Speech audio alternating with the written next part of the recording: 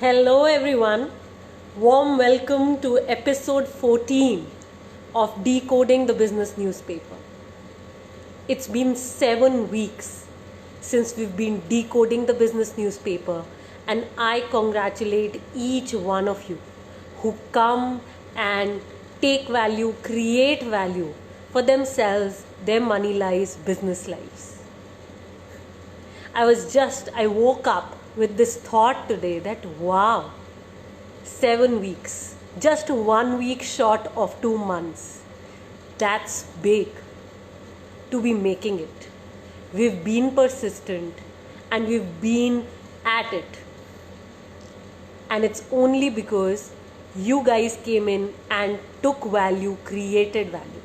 So I congratulate each one of you who did that for her own self, because you truly are that woman on wealth who is not only wanting to make her financial dreams happen, but is also in action.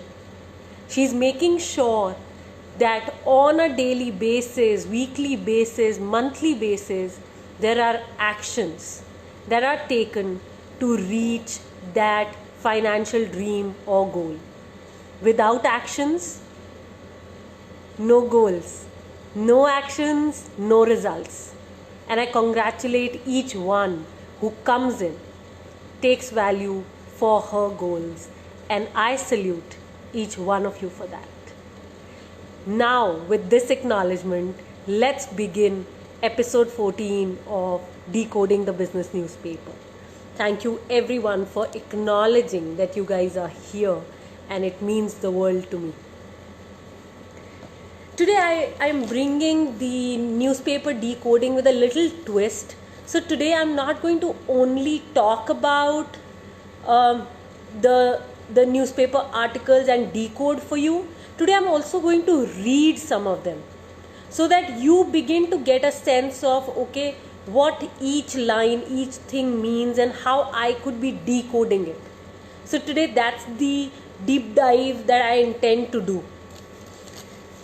Okay, so the first that I intend to deep dive is on page number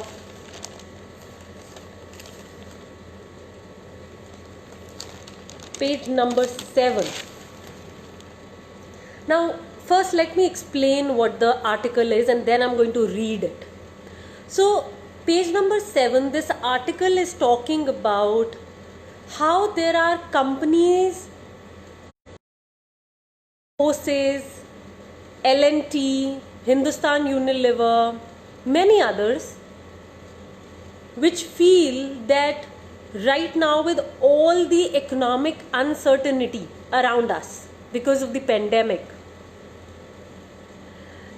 the guidance on the kind of revenue they will make, revenue is sales that they will make, is a little difficult.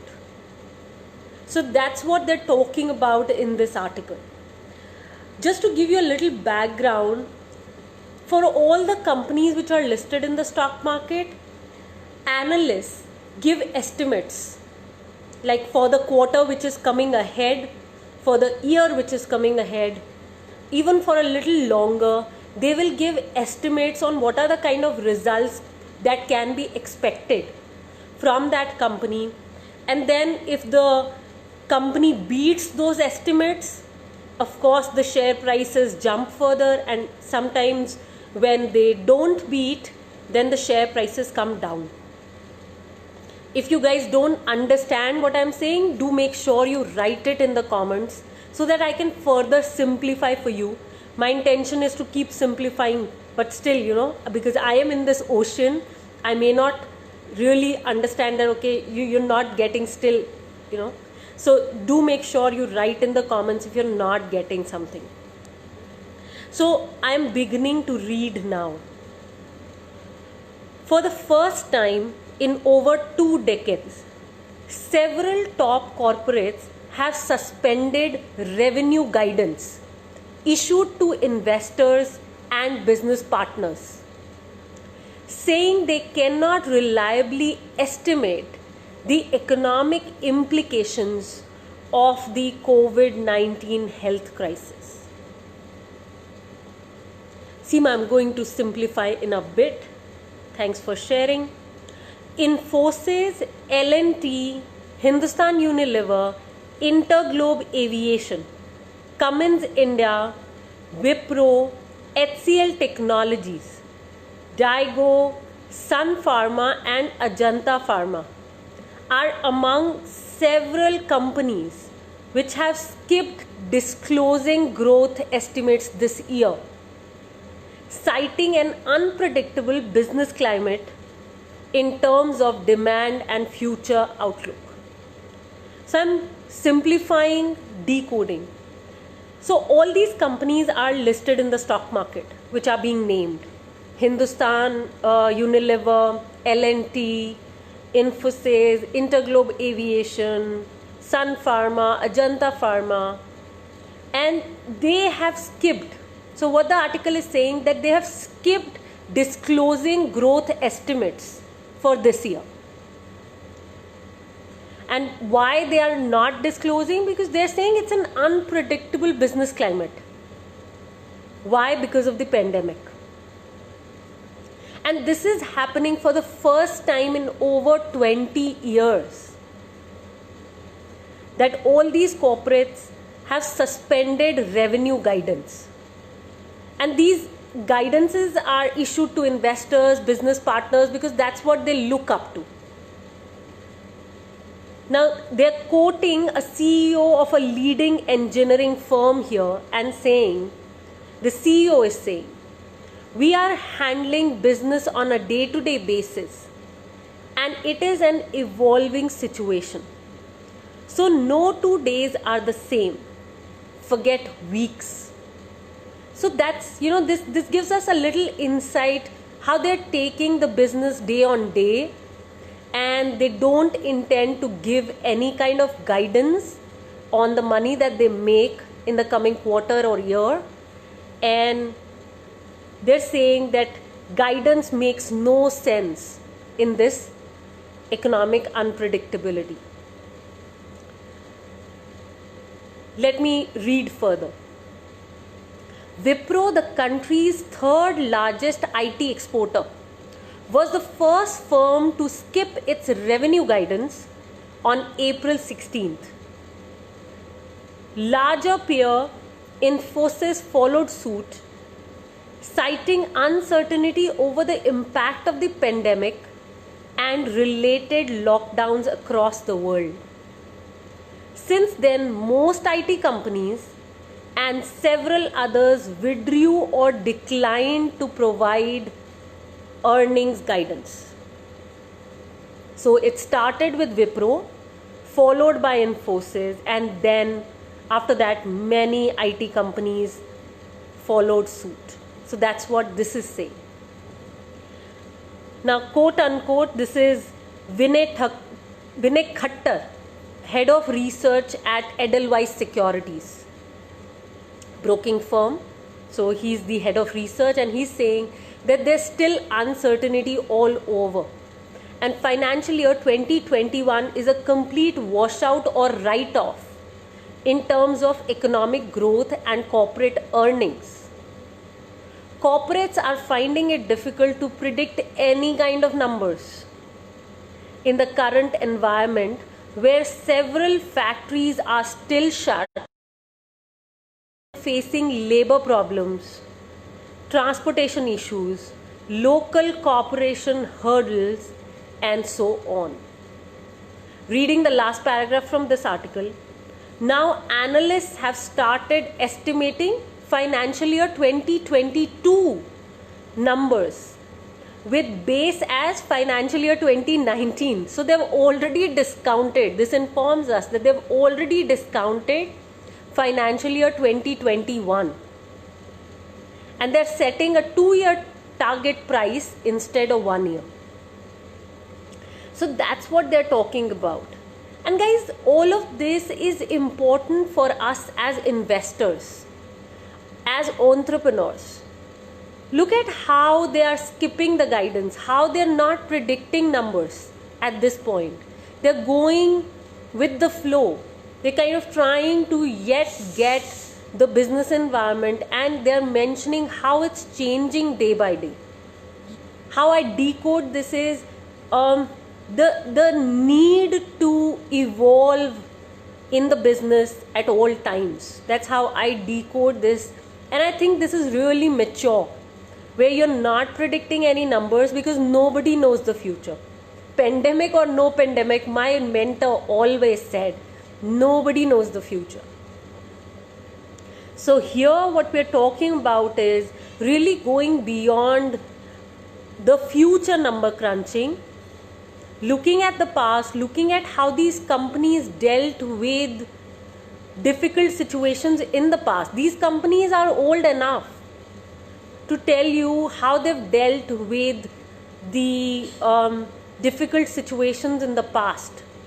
L&T, Hindustan Unilever, Infosys, Sun Pharma, Ajanta Pharma, donkeys years old. So as investors, not only do we keep the eye on the ball, which is the future, where it's going, we also look at how these companies dealt with it in the past. What did they do? What's the kind of past experience do they have? Now all of this is needed for intelligent investments. We may kind of want to skip all the reading. We may say, okay, I don't understand, so I don't read. But as you read more and more and you ask questions here, more and more clarity will emerge for you. Do let me know if you didn't get this. I will look at simplifying further. Now moving to the next article.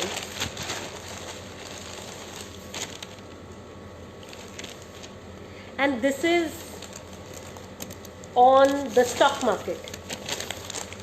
So one article we today read on companies, and the next one that I'm reading right now is on the stock market and Sensex, which is one of the markets where stocks are bought and sold, and it's called Sensex. It's the Bombay Stock Exchange Index.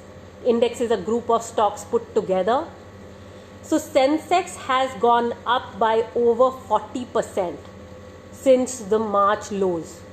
So March end, the stock market had fallen really badly. Even I think if I remember it right, it fell up to 35%. And it has now gone up by over 40% from March. And it is saying only 1 in 3 stocks have gained. Look at the kind, how I would decode this information is, it informs you how only 1 in 3 stocks are quality stocks. That even in this bad market, they have rallied. Why would I not learn to know what is so magical about these 1 in 3 companies? Which means only 33% companies are good companies. And that's why they've rallied up. So I read through this. The Sensex and Nifty have rebounded 40% from their 4-year lows in March, erasing majority of losses in the past 3.5 months. But beneath the surface, the sentiment remains grim. So why is the sentiment grim? Because 2/3 of those companies are not performing well. Only 1/3 are. So I hear a lot of people saying, oh my god, stock market is risky. How can I put my money to risk? But if we don't really understand the stock market, we don't understand how it moves, how the companies operate, definitely it's risky. But once we understand, look at it, it bounces back. And especially those companies bounce back which are good companies. How do we understand they are good? That's what's left to be learned. So moving on. Out of the BSE 500 index stocks, So there are 500 stocks which are under the BSE 500 index. Okay, that's why it's called BSE 500, because there are 500 stocks inside this index. There are a group of 500 stocks, and 63% of these companies are below 200-day moving average. Now, what is 200-day moving average? It's written in this article. It just, it is just on us to read and we'll understand. Look at what it is saying. So, 200-day moving average is a long-term trend indicator which is suggesting the equity market bounce.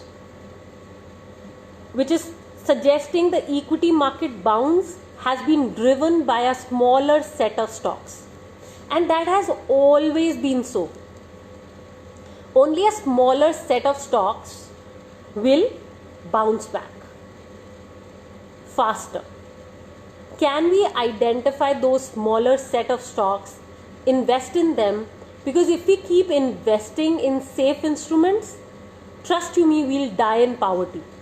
Because all of the safe instruments, and I'm talking about them in my Thursday 5 p.m. My Investment Mastery series, most of them don't even beat inflation.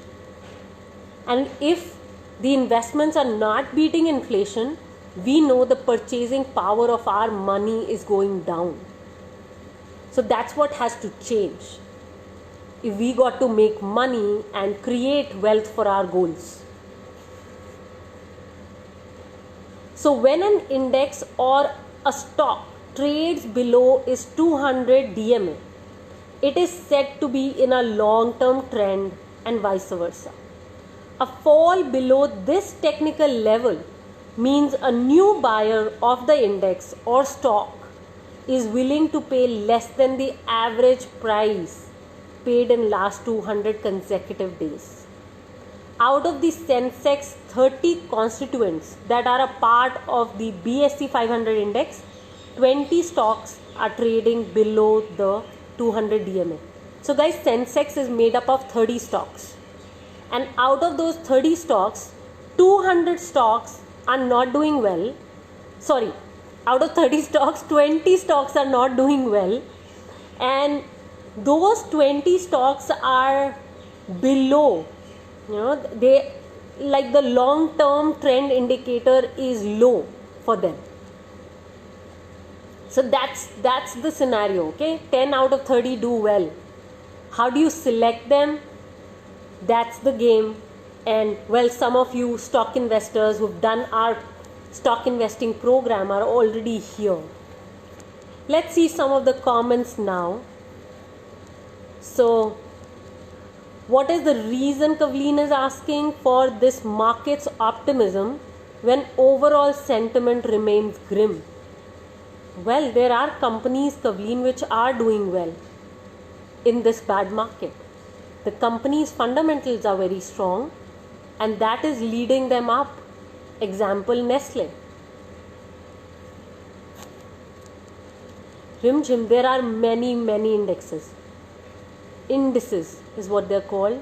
When to look at which one? How do we decide and on what aspects we choose to look at a particular index? Rimjim, I know you are a stock investor in our community already. You've done our stock investing program. What I would recommend that go for Sensex and Nifty 50 only for now. Yes, you can read these articles and begin to understand what's happening in the 500 companies and more, but restrict yourself for the initial years of your study around companies and markets. Restrict yourself to those 50 or 200 companies. That's about it. I would suggest Sensex, which is 30 companies, and Nifty 50, which is 50. Kavleen is saying market optimism could be due to US markets and liquidity infused by Fed. Absolutely, Kavleen. Absolutely. Okay, let me quickly take you through some more articles. So, Axis Bank is raising about 15,000 crore via share sale. That's number one. Number two is Franklin, remember, had shut 6 debt funds. So it has managed to receive cash flow of about 2600 crores, which is 10% of the money which was invested in these debt funds. So this is two. Let me see which others I had marked for you guys with my beautiful pen. Remember, I shared about it.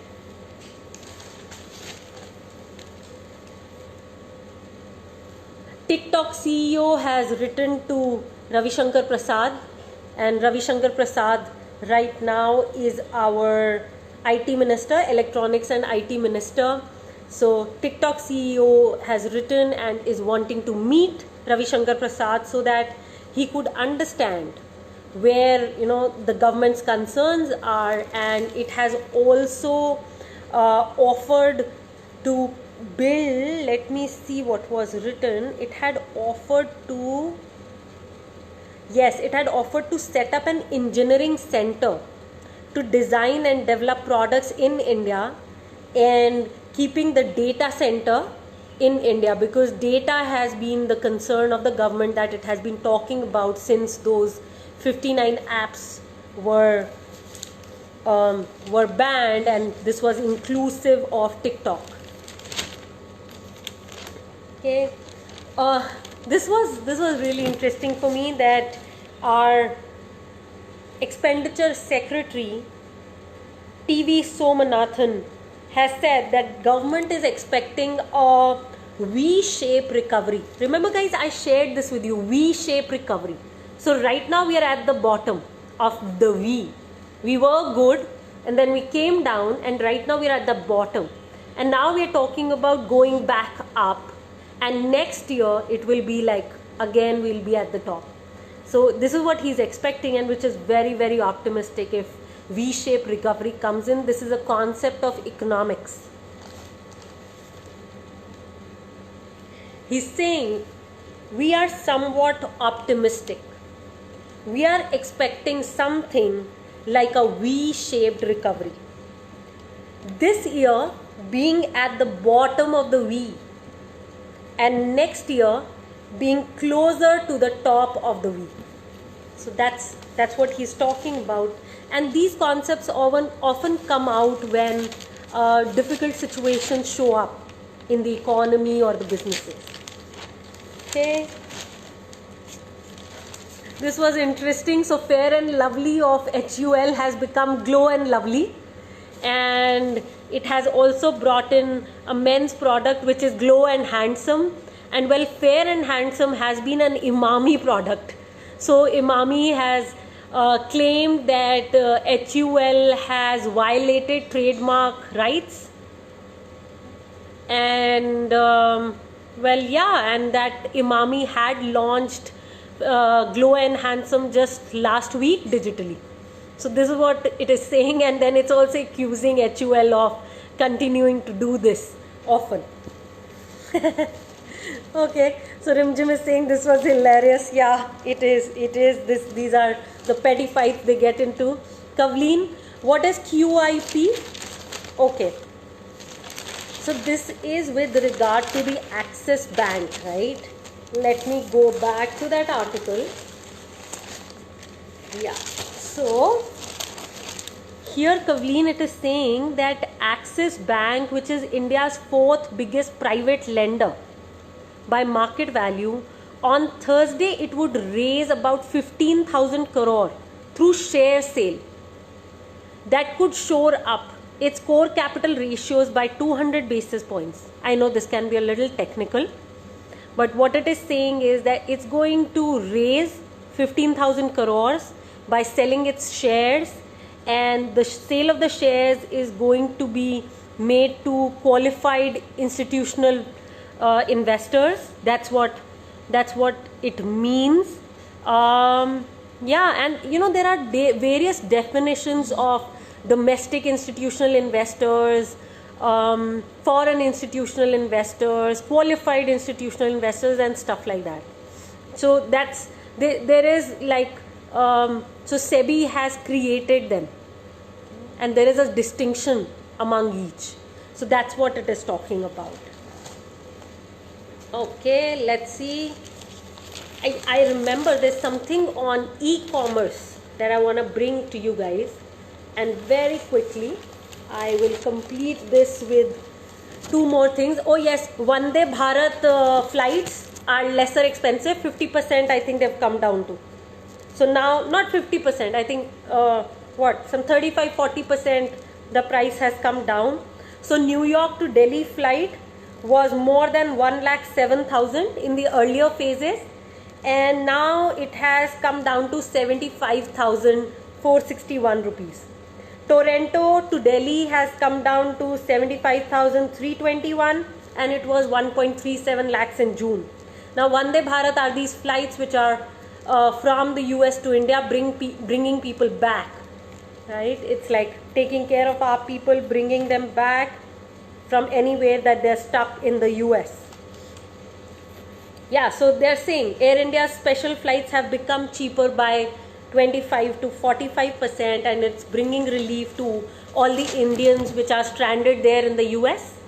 So that's another thing. Then KKR, so KKR is a firm investor which had invested in Reliance Industries of Mukesh Ambani, and it had acquired 2.32% stake in Jio, and now it is buying JB Chemicals, and JB Chemicals is the number one company, okay? It's the oldest, not number one, it's the oldest pharma company in India, and it is buying JB Chemicals 54% stake for 3,100 crore rupees. So that's what it has agreed to, and the promoter will get 745 rupees for each share that they are selling. And in the market, JB Chemicals shares are for 715 rupees, and they'll be sold for 745 rupees. So promoters will get 745, and KKR is willing to pay. And just last week, guys, KKR had lost the bid for Piramal Pharma, I think it was. Let me check. Yeah, Piramal, right? Yeah. So that's what happened. And last news for the day. So new e-commerce policy is coming in. So with all the data challenges which are there in our country, Amazon, Flipkart, Facebook, YouTube, and many such other companies which store or mirror Indian users' data, and this data can be sent overseas, so they will be subject to periodic audit. So that audit, which will happen periodically, that's going to be a part of this economic policy, which will soon be public. I think another article was also saying that within this month it will be public, and any data that the government seeks, these companies will have to produce that data to the government within 72 hours. Which means what? Within 3 days they'll have to produce this data, give it to the government. And the focus is more on promotion of e-commerce, as we have tried to distance from data localization. This is what the official is saying, drawing a distinction with last year's draft. And tighter controls, more information, what it is saying is lesser information being stored overseas of Indian users. So that's what it is about. And on that note, I complete episode 14, 7 weeks of the decoding of the business newspaper. We'll come up with the 8th week now. So see you guys on Tuesday. It's the second month, completion of the second month next week. So let's keep going, and let's be persistent with this action, because only persistent and consistent actions will get us to our goals. So stay safe, guys, and keep taking charge of your finances, and keep taking these little actions to make your goals happen. And if you're liking the value that's getting created for you, please share this video. Share this video with people in your life, women in your life, in your groups. You could send them privately to them, or share it on your timeline or on your WhatsApp, whatever works for you. Just spread the mission. That is what we ask in return. Stay safe, guys. Take charge.